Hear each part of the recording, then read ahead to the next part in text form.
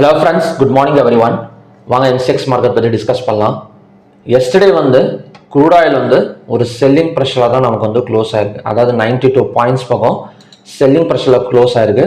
Yesterday நமக்கு crude oil inventory data இருந்தது. So inventory data இருந்தால் கூட நமக்கு அந்த 6541 எஸ்டர்டே ஈவினிங்கில் பார்த்த அந்த சப்போர்ட் மட்டும் நமக்கு ஒரு 70 பாயிண்ட்ஸ் 60 பாயிண்ட்ஸ் பக்கம் நமக்கு கொடுத்தது. அதுக்கு மேலே போகலை. அகைன் நமக்கு கீழே தான் இறங்கிட்டு இருக்கு. ஓகேங்களா? ஸோ க்ரூட் ஆயிலை பொறுத்த வரைக்கும் ஓவராலாக ஒரு ஸ்விங் டார்கெட்னு எடுத்துக்கிட்டோம் அப்படின்னா செல்லிங் தான். பட் நம்ம டெய்லி லெவல்ஸுக்காக சப்போர்ட் அண்ட் ரெசிஸ்டன்ஸ் ரெண்டுமே நம்ம பார்த்துட்டு இருக்கோம். இன்னைக்கு ஓப்பன் ஆயிருக்கிற WTI crude oil US oil பார்த்தீங்க அப்படின்னா இதுவுமே ஒரு பிரேக் அவுட் தான். ஸோ எஸ்டர்டே இதுக்கு முன்னாடி இருந்த லோ 68.59. ஸோ இதையும் பிரேக் அவுட் பண்ணிட்டு நமக்கு கீழே தான் வந்துட்டு இருக்கு. ஸோ கண்டினியூவாக ஒரு ஒன் சைடு செல்லிங் கூட இன்னைக்கு நாம எதிர்பார்க்கலாம். ஓகேங்களா? ஒரு கேப் டவுன் ஓப்பனிங் தான் நடக்கும். ஆல்ரெடி நமக்கு -$0.35 ட்ரேட் ஆயிட்டு இருக்கு. சப்போஸ் இந்த இடத்துல ஓப்பன் ஆனால் நமக்கு ஒரு பையிங் சான்சஸ் இருக்கு. ஏன்னா இந்த இடத்துல டபுள் பாட்டம் சப்போர்ட் எடுத்திருக்கிறதுனால ஒரு குறிப்பிட்ட ஜோன் ஒரு பையிங் எடுக்கலாம். மேபி இந்த இடத்துல பை சைட் பிரேக் அவுட் பாயிண்ட்ங்கிறது 6542. ஓகேங்களா? ஸோ இந்த இடத்த பிரேக் அவுட் பண்ணால் இங்கேருந்து அகைன் நமக்கு எஸ்டர்டே மாதிரி தான் ஒரு 70 to 80 பாயிண்ட்ஸ் பக்கம் எக்ஸ்பெக்ட் பண்ணலாம்.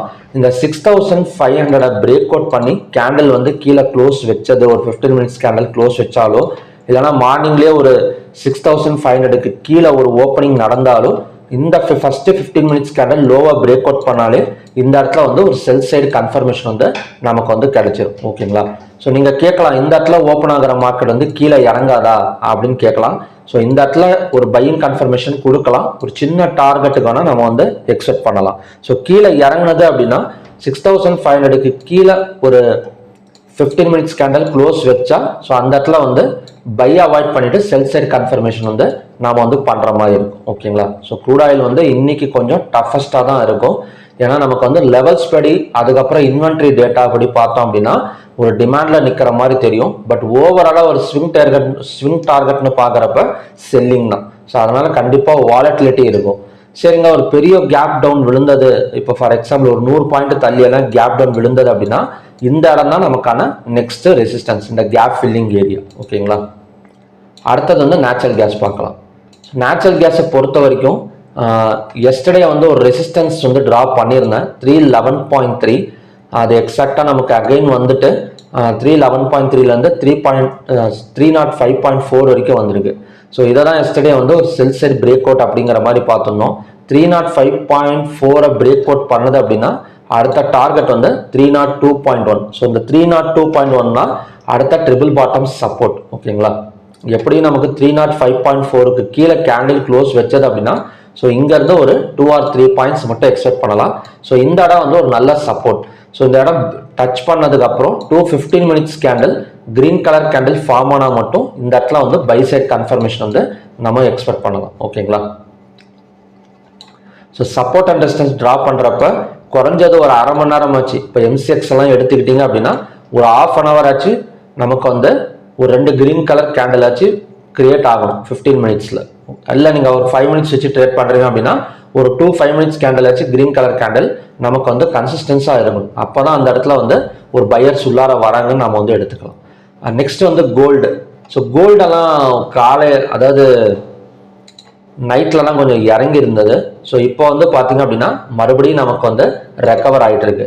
இப்போ கோல்டில் எடுத்துக்கிட்டோம் அப்படின்னா நமக்கு நெக்ஸ்ட் டார்கெட் இந்த ஹையா பிரேக் அவுட் பண்ணால் நெக்ஸ்ட் டார்கெட் மேபி 1,46,990. ஸோ இதுதான் next target and resistance. So yesterday பார்த்த மாதிரியே கோல்டு நமக்கு கீழே இறங்கி ரெக்கவரி ஆகி கிட்டத்தட்ட ஒரு 4000 பாயிண்ட்ஸ் பக்கம் மேலே வந்திருக்கு.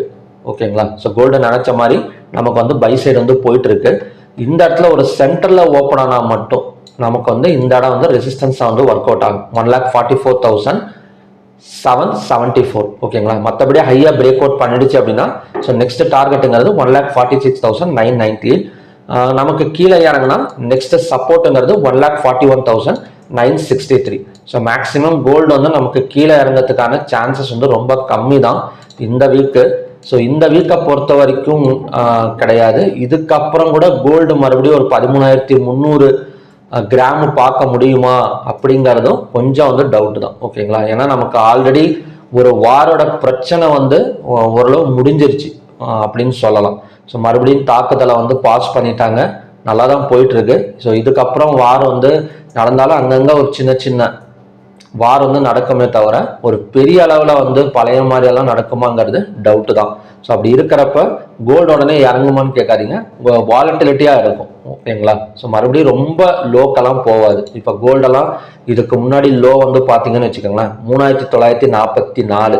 ஸோ இதை தாண்டி 3800 3700 வரதுக்கான சான்சஸ் கம்மி தான். ஸோ இப்போ இந்த இடத்த வந்து இன்வெஸ்டர்ஸ் வந்து எப்படி பார்க்குறாங்கன்னா, இந்த இடத்த வந்து ஒரு நல்ல ஒரு பையிங் கண்டிஷன்ஸில் இருக்கு அப்படிங்கிற மாதிரி தான் ஸோ இன்வெஸ்டர்ஸ் வந்து பார்த்துட்டு இருக்காங்க. ஸோ என்னோட ப்ரிடிக்ஷனுமே அதுதான்.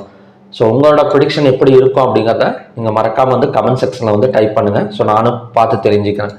நெக்ஸ்ட் வந்து சில்வர். ஸோ சில்வர் நமக்கு வந்து பை தான். இப்போ கோல்டு பை ஆகிறப்ப சில்வரும் பை தான் ஆகும். பட் பழைய அளவுக்கு போகாது, ஓரளவு நமக்கு வந்து ஒரு பையிங் ஜோன்லேயே தான் இருக்கும். ஸோ நெக்ஸ்ட் சில்வரோட ரெசிஸ்டன்ஸ் வந்து என்ன இடம்னு பார்த்தீங்க அப்படின்னா இந்த ட்ரெண்ட் லைன் ரெசிஸ்டன்ஸ் தான். ஸோ 15 மினிட்ஸில் வந்து ட்ரா பண்ணியிருக்கேன். நெக்ஸ்ட் சப்போர்ட்டுங்கிறது 2,24,928. ஓகேங்களா, ஸோ இந்த சீஸ் ஃபயர் டாக் இருந்ததுலேருந்தே கோல்டு அண்ட் சில்வர் வந்து ஒரு வாலட்டிலிட்டி தான். நீங்கள் பார்த்தீங்கன்னாலே தெரியும். ஏன்னா இந்த இடத்துல வந்து ஸ்ட்ராங்காக இன்வெஸ்டர்ஸ், ஒரு பெரிய இன்வெஸ்டர்ஸ் வந்து பை பண்ணியிருப்பாங்க. பட் ஒரு ரீட்டைல் ட்ரேடர்ஸ் வந்து எந்த மாதிரி இருப்பாங்க அப்படின்னா, பையிங் பண்ணலாமா செல்லிங் பண்ணலாமா அப்படிங்கிற ஒரு மைண்ட் செட்லேயே தான் இருப்பாங்க. ஓகேங்களா, இப்போ பெரிய முதலீட்டாக இப்போ எஃப்ஐஎஸ் அந்த மாதிரி ஃபாரின் இன்ஸ்டிடியூஷன் இன்வெஸ்டர்ஸ் அவங்கெல்லாம் பார்த்தீங்க அப்படின்னா பையிங் பண்ணியிருப்பாங்க. பட் ரீட்டைல் ட்ரேடர்ஸை பொறுத்த வரைக்கும் இன்னுமே வந்து குழப்பம் தான். ஓகேங்களா, அடுத்தது வந்து காப்பர். இப்போ காப்பர் எடுத்துக்கிட்டா எக்ஸாக்டாக ஒரு ரெசிஸ்டன்ஸ் ஜோனில் தான் நிற்குது. ஸோ இதோட பிரேக் அவுட் பாயிண்ட்னு பார்த்தீங்க அப்படின்னா செல் சைட் பிரேக் அவுட் பாயிண்ட்ங்கிறது 1270. இந்த 1270 பிரேக் அவுட் பண்ணது அப்படின்னா 1256 தான். So next target and support. Next சப்போர்ட்டுங்கிறது 1256.05. ஓகேங்களா, ஸோ ஓகே ஃப்ரெண்ட்ஸ், இதுதான் பார்த்தீங்கன்னா இன்னைக்கான கண்டிஷன்ஸ். ஸோ மறக்காம கோல்டு அண்ட் சில்வர் வந்து அடுத்த மூமெண்ட் எப்படி இருக்கும் எதனாலங்கிறத நீங்களும் டைப் பண்ணுங்க. ஸோ இந்த மாதிரி ரீசன்னால டைப் பண்ணாதான் ஸோ அதை பார்க்குறவங்களும் தெரிஞ்சுப்பாங்க. ஓகேங்களா, அடுத்தது வந்து கிஃப்டி நிஃப்டிக்கு போயிடலாம். இப்போ கிஃப்டி நிஃப்டி இப்போ எம்எஸ்சி குளோபல் இண்டெக்ஸ் நமக்கு வந்து பாசிட்டிவ்ல இருக்கு. அதுக்கப்புறம் பார்த்தீங்க அப்படின்னா கிஃப்டி நிஃப்டியும் ஒரு 137 பாயிண்ட் பக்கம் நமக்கு வந்து பாசிட்டிவ் தான் போயிட்டு இருக்கு. ஸோ இதை வச்சே நம்ம ஓரளவு க்ரூட் ஆயில் வந்து கொஞ்சம் சப்ளை போகிறதுக்கு சான்சஸ் இருக்கு அப்படிங்கிற மாதிரி கூட நாம வந்து எடுத்துக்கலாம். ஓகேங்களா, ஆனால் இதில் இருக்கிற ஒரே டிராபேக் இந்தியன் மார்க்கெட்டில் இன்னைக்கு என்ன நடக்க போகுது அப்படின்னா, விப்ரோ வந்து 15% வந்து ஏடிஆர் வேல்யூ வந்து ஃபால் ஆயிருக்கு. ஸோ இது ஒன்று தான் இன்னைக்கு இருக்கிற ஒரு டிராபேக் மாதிரி நம்ம எடுத்துக்கலாம். ஸோ ஆல்ரெடி நிஃப்டி என்னதான் நமக்கு வந்து மேலே வர ட்ரை பண்ணாலுமே குளோபல் மார்க்கெட் நியூஸ் பாசிட்டிவாக இருந்தாலும் சரி, இல்லைன்னா நமக்கு வந்து இந்தியன் நியூஸ், அதாவது இந்தியன் கவர்மெண்ட்டோட நியூஸ் என்ன பாசிட்டிவாக இருந்தாலுமே இந்த ஐடி செக்டார்னால தான் நிஃப்டி வந்து ஒரு பெரிய ஹைக் வந்து போகாமல் தடுத்துட்டு இருக்கு அப்படிங்கிற மாதிரி சொல்லலாம். இன்னைக்கு வந்து சென்செக்ஸ் எக்ஸ்பைரி இருக்கு. அது மட்டும் இல்லாமல் விப்ரோ வந்து 15% வந்து ஃபால் வந்து கொடுத்துருக்காங்க ஏடிஆர் வேல்யூ. அப்போ கண்டிப்பாக வந்து ஐடி செக்டார் வந்து கொஞ்சம் செல்லிங் ப்ரெஷர் இருக்கும், இல்லைன்னா செல் ஆன் ரைஸ் இருக்கும். இந்த ரெண்டு ஆப்ஷன் தான் இருக்கு. ஓகேங்களா, ஏன்னா செல் ஆன் ரைஸ்னா நமக்கு வந்து கேப் டவுன் விழுந்த இடத்துல இருந்து இன்வெஸ்டர்ஸ் வந்து உள்ளார வர ஆரம்பிப்பாங்க, இல்லைன்னா கேப் டவுன்ல வந்து தொடர்ந்துமே நமக்கு வந்து கீழே இறங்கிடும். இந்த ரெண்டுமே வந்து நமக்கு மார்க்கெட் ஓப்பன் ஆனதுக்கு அப்புறம் தான் நம்மளால வந்து ஐடென்டிஃபை பண்ண முடியும். இது சென்செக்ஸ் எக்ஸ்பைர்னால கண்டிப்பா வந்து ஒரு வாலட்டிலிட்டி வந்து நாம வந்து எதிர்பார்க்கலாம். ஓகேங்களா, இப்போ இருக்கிற கண்டிஷன் படி 138 பாயிண்ட்ஸுங்கிறது ஒரு நல்ல பை சைடு மூவ்மெண்ட் தான். ஏன்னா ஸோ பை சைடு ஓப்பனிங் தான் கொடுக்கும். ஸோ எஸ்டர்டேவே நாம இதெல்லாம் பார்த்தது தான். எஸ்டர்டே ஈவினிங்லேயே இந்த 24,051 பிரேக் அவுட் பண்ணது அப்படின்னா நமக்கு வந்து 24,249 வரைக்கும் வரும் அப்படிங்கிற மாதிரி நம்ம வந்து பார்த்துருந்தோம் ஒரு டெக்னிக்கல் பேசிக்ஸில். ஆனால் இந்த ஐடி செக்டார் மட்டும் கொஞ்சம் கரெக்டாக இப்போ இன்னைக்கு கேப் டவுன் ஆன இடத்துல இருந்து கொஞ்சம் மேலே ரெக்கவரி ஆனது அப்படின்னா இந்த டார்கெட் வந்து எதிர்பார்க்கலாம், இல்லைனா மறுபடியுமே வந்து தலைவலி தான். ஓகேங்களா, ஸோ ஓகே ஃப்ரெண்ட்ஸ், மறுபடியுமே பார்த்தீங்க அப்படின்னா இன்னும் நல்ல ப்ரிடிக்ஷன் வீடியோட நான் வந்து உங்களை மீட் பண்ணுறேன். Thank you very much.